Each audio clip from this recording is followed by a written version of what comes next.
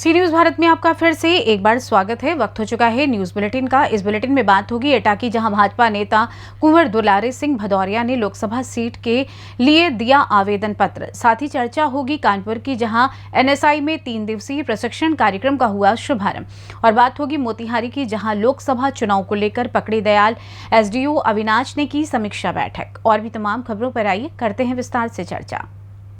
खबर उत्तर प्रदेश के जनपद एटा से है, जहां एटा के कद्दावर भाजपा नेता कुंवर दुलारी सिंह भदौरिया ने आगामी लोकसभा चुनाव के मद्देनजर फिरोजाबाद लोकसभा क्षेत्र के लिए शीर्ष नेतृत्व को अपनी दावेदारी सुनिश्चित करने के लिए आवेदन पत्र सौंपा है। वरिष्ठ भाजपा नेता दुलारी सिंह भदौरिया नरेंद्र मोदी विकास मिशन बेटी पढ़ाओ बेटी बचाओ अभियान के ब्रज क्षेत्र अध्यक्ष भी हैं। साथ ही भाजपा नेता दुलारी सिंह भदौरिया राष्ट्रीय स्वयंसेवक संघ से भी काफी लंबे समय से जुड़े हुए हैं। वहीं प्रेस कॉन्फ्रेंस के दौरान दुलारी सिंह भदौरिया ने बताया है कि अगर पार्टी उनको फिरोजाबाद लोकसभा से टिकट देकर चुनाव मैदान में उतारती है तो चुनाव जीतने पर हर गरीब, पिछड़े, शोषित, वंचित, किसान, मजदूर के हित में पूरी निष्ठा के साथ कार्य करेंगे। आइए जानते हैं इस दौरान उन्होंने और क्या कुछ कहा है। क्या नाम है आपका? दुलारी सिंह भदौरिया जी। तो आप जो है वरिष्ठ भाजपा कार्यकर्ता हैं और काफ़ी समय दिया है आपने पार्टी के लिए, तो क्या व्यवस्था है? अभी आगामी लोकसभा चुनाव आने वाला है, तो क्या कहीं से जो है चुनाव लड़ने का मन है आपका? हाँ, फिरोजाबाद से किया है। जी, फिरोजाबाद लोकसभा से आवेदन किया है। अच्छा, आवेदन किया है। तो आप जो है किन मुद्दों को लेकर के चुनाव मैदान में उतरेंगे? पार्टी की नीतियाँ और विकास के, सबका साथ सबका विकास के लिए पार्टी काम कर रही है जी। हर उस पर काम किया है। जो किसानों का बहुत से काम किसानों के कर रहे हैं जी। विधवा पेंशन है, वृद्धा पेंशन है और सम्मान निधि है और गरीबों के कम क्वार्टर बनवाए हैं सरकार ने जी। और राशन दे रही है महीना गरीब जी। बहुत से कार्य हैं। राम मंदिर बना है कि अगर सरकार में होती तो राम मंदिर नहीं बनता जी। तो अच्छे मुद्दे हैं। बहुत जो बताएं तो एक दिन लग जाएगा बताने में। बहुत योजनाएं चल रही हैं जाएगा और ये आगे चल कर के बहुत कुछ होगा। ये जो मोदी जी के अच्छे शहरों में मिलती है जी, उनमें भी इसका नाम होगा। जी बिल्कुल। अगर जो है पार्टी आपको टिकट देती है भदौरिया जी, और आप अगर सांसद चुन जाते हैं, तो क्या प्राथमिकताएं रहेंगी आपकी? प्राथमिकताएं रहेंगी गरीबों के साथ देना, असहायों की मदद करना जी। बेटियों की शादी कराना जी। और विकास के लिए जितना संभव प्रयास होगा उतना हम दोनों सरकारों उत्तर प्रदेश और केंद्र की सरकार से कार्य कराने की क्षमता रखते हैं जी। हम दोनों लोगों से अच्छी तरह मुख्यमंत्री मेरे बहुत नज़दीकी है जी। और उनसे कई बार मिले भी है जी। और अगर मुझे मौका मिला जी। एटा से सी न्यूज संवाददाता रमेश जादौन की रिपोर्ट। खबर फतेहपुर से है, जहां खागा कस्बे के जीटी रोड मानूकापुरवा में यजमान रानी तिवारी द्वारा 7 दिवसीय श्रीमद् भागवत कथा और गया जी की पूजा के बाद 18 मार्च को भंडारे का आयोजन किया जाएगा।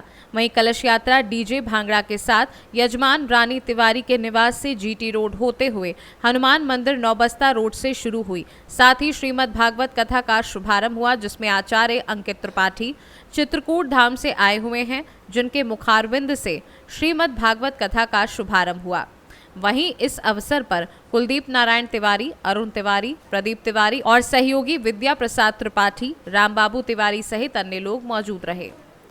फतेहपुर से सी न्यूज संवाददाता बीके श्रीवास्तव की रिपोर्ट। राष्ट्रीय शकर्रा संस्थान कानपुर एवं केंद्रीय प्रदूषण बोर्ड के संयुक्त तत्वाधान में राष्ट्रीय शकर्रा संस्थान में चीनी मिलों और आसवनी इकाइयों में प्रदूषण नियंत्रण के लिए मौजूद उपयोगी और उपलब्ध सर्वोत्तम तकनीक के विषय पर 3 दिवसीय प्रशिक्षण कार्यक्रम शुभारंभ किया गया। कार्यक्रम में मौजूद कार्यक्रम के मुख्य अतिथि एवं संस्थान के पूर्व निदेशक SK मित्रा ने दीप प्रज्वलित कर व मां शारदा का माल्यार्पण कर कार्यक्रम की शुरुआत की। कार्यक्रम की समन्वयक एवं जैव रसायन विभाग प्रमुख प्रोफेसर सीमा परोहा, आचार्य जैव रसायन ने प्रशिक्षण हेतु देश के विभिन्न प्रांतों से आए वरिष्ठ वैज्ञानिकों, सुप्रसिद्ध पर्यावरणवेताओं एवं व्याख्यान दाताओं का स्वागत करते हुए प्रशिक्षण कार्यक्रम के मूल विषय वस्तु पर विस्तार से प्रकाश डाला। कार्यक्रम के संबंध में संस्थान के निदेशक प्रोफेसर D स्वाइन ने कहा कि यह प्रशिक्षण कार्यक्रम विशेष रूप से पर्यावरणीय संरक्षण को ध्यान में रखते हुए तैयार किया गया है। सर, आज प्रदूषण को लेकर के आज जो कार्यक्रम किया गया है उस पर प्रकाश डालें। आज प्रदूषण को लेकर जो कार्यक्रम है ये स्टेट पोल्यूशन कंट्रोल बोर्ड और सेंट्रल पोल्यूशन कंट्रोल बोर्ड के 20 से ज़्यादा कैंडिडेट्स आए हुए हैं। 3 दिन का ट्रेनिंग प्रोग्राम होगा। इस 3 दिन का ट्रेनिंग प्रोग्राम NSI में लगातार मतलब इससे पहले भी होता था और इस साल में ये पहली कड़ी है। इस प्रोग्राम में हम इन लोगों को शुगर फैक्ट्री, कोजेनेशन प्लांट और डिस्टिलरी प्लांट तीनों में पॉल्यूशन का जनरेशन कैसे कम करें, फ्रेश वाटर कैसे कम इस्तेमाल करें और रादर ज़ीरो फ्रेश वाटर कैसे करें और उसका जो ट्रीटमेंट है, एफ्लुएंट का ट्रीटमेंट है, वो ट्रीटमेंट को हम कैसे प्रॉपर तरीक़ा से करें, कैसे प्रोसेस सिलेक्शन करें, कैसे टेक्नोलॉजी सिलेक्शन करें, कैसे इक्विपमेंट्स का सिलेक्शन करें, ये सारे चीज़ उनको बताया जाएगा। उनका जो प्राइमरी ट्रीटमेंट है, सेकेंडरी ट्रीटमेंट है, टर्शियरी ट्रीटमेंट है, उसके बाद भी अगर ज़रूरत पड़े तो 4th स्टेज का ट्रीटमेंट हम कैसे करते हैं, ये सारे चीज़ उनको बताएंगे। और इसको बताने में क्योंकि ये सारे कंट्रोलिंग ऑफिसर्स है पोल्यूशन के लिए, पानी और हवा, एयर और वाटर पोल्यूशन दोनों का कैसे पोल्यूशन को कंट्रोल करेंगे, इसका नॉलेज उनको मिलेगा और उसका इस्तेमाल उन्होंने कर सकेंगे। सर, कई केमिकल अभी तक तैयार किए जा चुके हैं पोल्यूशन को कंट्रोल करने के लिए, फिर भी जो है अभी ऐसी नई तकनीकी या पर कोई विचार नहीं। एक्चुअली जो पोल्यूशन हमारा जो एफ्लुएंट जनरेशन होता है, वो एफ्लुएंट जनरेशन का जो क्वालिटी है वो चेंज होता रहता है। तो जब चेंज होता रहता है तो हमें उसी हिसाब से लेटेस्ट जो केमिकल्स है वो भी इस्तेमाल करना होगा, लेटेस्ट प्रोसेस भी इस्तेमाल करना होगा। क्वालिटी और क्वांटिटी को देखते हुए सभी मतलब जो प्रोसेस भी चेंज होता है, designing of the process change हो जाता है, टेक्नोलॉजी भी चेंज हो जाता है। कानपुर से सी न्यूज़ संवाददाता भरत पांडे की रिपोर्ट। पकड़ीदयाल SDO अविनाश कुमार ने अनुमंडल सभागार में आगामी लोकसभा चुनाव निष्पक्ष, भयमुक्त एवं शांतिपूर्ण संपन्न कराने को लेकर पदाधिकारियों के साथ समीक्षा बैठक की। SDO ने बताया कि लोकसभा चुनाव को लेकर पूर्व में गठित कोषांग को सक्रिय करने तथा पदाधिकारियों में समन्वय बनाने के लिए निर्देश दिए।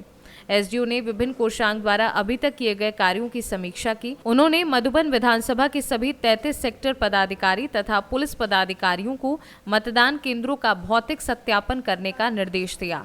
उन्होंने निर्देश दिया कि पदाधिकारी संवेदनशील एवं अति संवेदनशील मतदान केंद्रों को चिन्हित करने तथा चुनाव के दौरान शांति भंग करने वाले मतदाताओं की सूची भेजने का निर्देश दिया।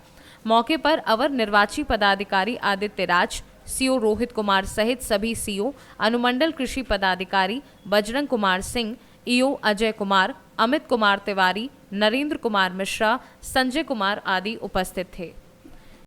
आज बैठक हुई है सभागार में, किस चीज़ की बैठक हुई है? आज हम लोगों ने लोकसभा संभावित लोकसभा आम निर्वाचन 2024 के तत्वावधान में पकड़ीदयाल अनुमंडल अंतर्गत सभागार में हम लोगों ने चुनाव के लिए जो कोषांग गठित की गई थी, सभी कोषांगों को हम लोगों ने एक्टिवेट करने के लिए और सभी में समन्वय स्थापित करने के लिए एक बैठक बुलाई गई थी, जिसमें सभी से उनके अभी तक किए गए कार्यों की समीक्षा की गई है और उसमें जो भी कमी पाई गई है उसको पूर्ण करा लेने के लिए उनको निर्देश भी दिया गया है। इसके अलावा उसके बाद हम लोगों ने हमारे मधुबन निर्वाचन क्षेत्र, विधानसभा निर्वाचन क्षेत्र अंतर्गत जितने भी हम लोग सेक्टर पदाधिकारी नियुक्त किए गए हैं, हमारे निर्वाचन क्षेत्र में कुल 33 सेक्टर पदाधिकारी हैं और 33 सेक्टर पुलिस पदाधिकारी हैं। उन सभी के साथ भी आज बैठक की गई है और हमारे निर्वाचन क्षेत्र में जितने भी बूथ और जितने भी पॉकेट्स जो वल्नरेबल हैं, जो वल्नरेबिलिटी मैपिंग हम लोगों को किया जाना था, उसके लिए उनको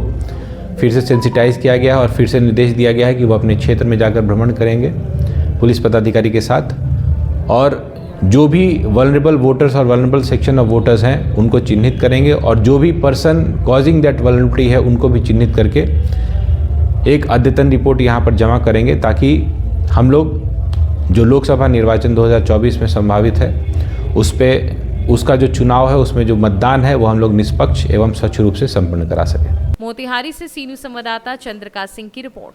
केंद्रीय सामाजिक न्याय एवं आधिकारिकता मंत्री डॉक्टर वीरेंद्र कुमार ने आज टीकमगढ़ रेलवे स्टेशन पर वंदे भारत ट्रेन को प्रथम आगमन पर ही झंडी दिखाकर रवाना किया। इस अवसर पर जतारा विधायक हरिशंकर खटीक, पूर्व विधायक टीकमगढ़ राकेश गिरी गोस्वामी, अमित नूना, सांसद प्रतिनिधि अनुराग वर्मा, विवेक चतुर्वेदी, अन्य जनप्रतिनिधिगण, कलेक्टर अवधेश शर्मा, पुलिस अधीक्षक रोहित काशवानी, अपर collector PS Chauhan, SDM Tikamgarh सहित संबंधित अधिकारीगण तथा बड़ी संख्या में स्थानीय जन उपस्थित रहे। ये जो सौगात मिली है, ये संबंध में तो अगर बुंदेलखंड की टीकमगढ़ छतरपुर की जनता से किसी से बच्चे से भी पूछेंगे तो वो अपनी प्रतिक्रिया जितने उत्साहजनक शब्दों में व्यक्त कर रहा है, ये बता रहा है कि वंदे भारत जैसी अत्याधुनिक सुविधाओं से सुसज्जित ट्रेन का बुंदेलखंड के खजुराहो से प्रारंभ होकर के टीकमगढ़ छतरपुर होते हुए और दिल्ली तक जाना, ये हम सभी क्षेत्रवासियों के लिए बहुत प्रसन्नता की और गर्व की बात है कि देश के प्रधानमंत्री आदरणीय नरेंद्र मोदी जी का जो सब समाज को लिए साथ में आगे बढ़ते जाना, सर्वव्यापी, सर्वस्पर्शी और समावेशी विकास की बात जो माननीय प्रधानमंत्री जी के द्वारा कही जाती है, उस बात को साकार करते हुए वो विकास जहां नॉर्थ ईस्ट में हुआ है, पूर्वोत्तर में हुआ है, हिमाचल में हुआ, उत्तराखंड में हुआ है, केरल में हुआ है, तो विकास की दौड़ में आज बुंदेलखंड भी आदरणीय प्रधानमंत्री नरेंद्र मोदी जी और हमारे रेल मंत्री आदरणीय अश्विनी वैष्णव जी के सहयोग से बुंदेलखंड भी वंदे भारत जैसी ट्रेन, इसके पहले तो बहुत सारी ट्रेन मिली हैं, लेकिन वंदे भारत जैसी ट्रेन का हमारे क्षेत्र के लिए मिलना। टीकमगढ़ से सी न्यूज संवाददाता गिरीश कुमार खरे की रिपोर्ट। फिलहाल न्यूज बुलेटिन में बस इतना ही। देश दुनिया की तमाम खबरों की जानकारी के लिए देखते रहें सी न्यूज भारत। हर खबर आपके साथ, आपके हाथ।